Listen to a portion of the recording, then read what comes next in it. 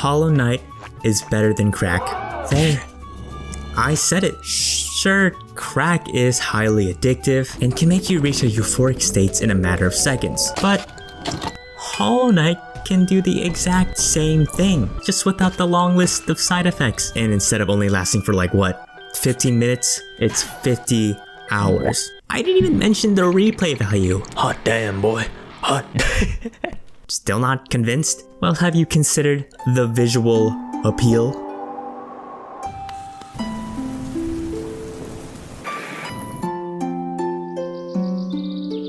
Graphics.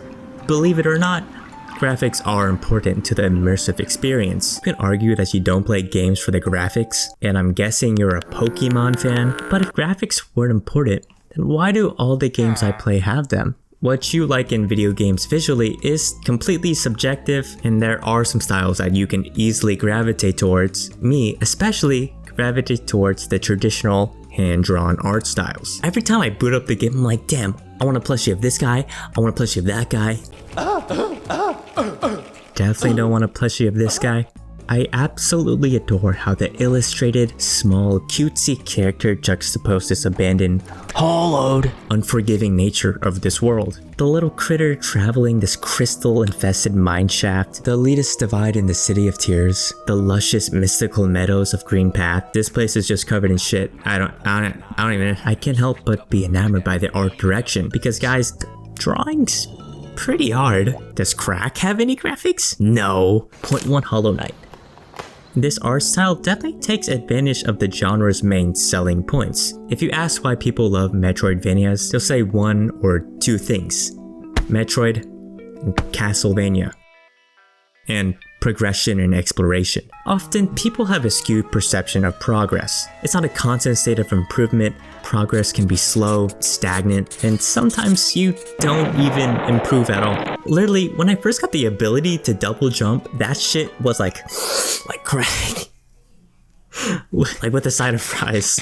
The default movement of most platformers was simply just an upgrade for Hollow Knight. How did I spend my entire playthrough without this ability? It feels like second nature. And that's what Hollow Knight succeeds in. Progression. I feel like most games have this false progress. I'm not actually improving at the game, I just happen to get a stronger weapon, or I just happen to have enough currency to purchase this ability. My actual fundamental or technical skills aren't being challenged. In Hollow Knight, sure, you can pick up the upgrades, but I didn't get this shit by walking leisurely. Nah, you gotta work for this. If you want to be able to dash mid-air, you have to beat Silksong, the best action-adventure game in 2025. You want to aimlessly fly through the air with the strength of a tungsten steel cube? For sure, all you gotta do is dodge all these laser beams with precise platforming tighter than your mom's pussy. Shit ain't sweet in Crystal Peak, bitch. Even going back to play this game for some B-roll, I discovered things that I didn't even notice in my initial playthrough. What the fuck? Now, I mentioned that I got the double jump ability after 20 hours of playing, but I also didn't mention that I had to go against the broken vessel. An hour of my life was dedicated to beating this guy. So when I eventually did overcome that challenge, it was euphoric. You know, with crack it's an instant dopamine rush, but it will quickly leave as fast as it entered. But with Hollow Knight, that shit was like, thee to a summer day, thou art more lovely and more temperate. And now you're telling me that wasn't even the hardest version of that difficulty. Hollow Knight exceeds in difficulty. Games are much more fun and challenging when you're first starting out. Breath of the Wild, you start out with jack shit, so you pick up anything you can find just to deal with the enemies. Dead Rising is just as belligerent due to your unfamiliarity with your location. Fighting games are always fun when you're first starting out. Then you get mad after like, what, 20 hours of playtime? Sure, you suck at the game when you're first starting out, but it's always fun because anything you do is helping you improve. You know that one image?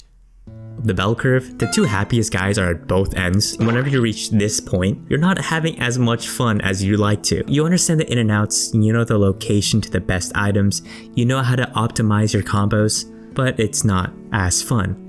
And in order to recapture the glory days, you start playing with these self-imposed challenges. In Hollow Knight, there's not one point in the game where I feel like I fully mastered it. In order to get the true ending, I literally had to do the most like difficult, precise, meticulous, razor-thin platforming that I've ever touched. And I know a thing or two about platforming. I played those Roblox obby lobbies. Mind you, I still haven't beaten the game as I'm writing this. Still stuck on the fucking full of Coliseum.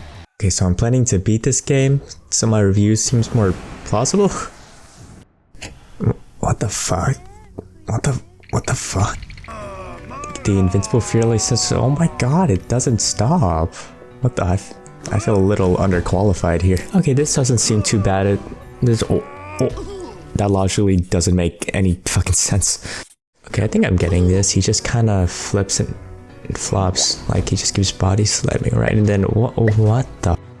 He did it again! What the f? This must be how a Goomba feels in Super. Okay, I just need to hit this guy. Oh, how strong are these things?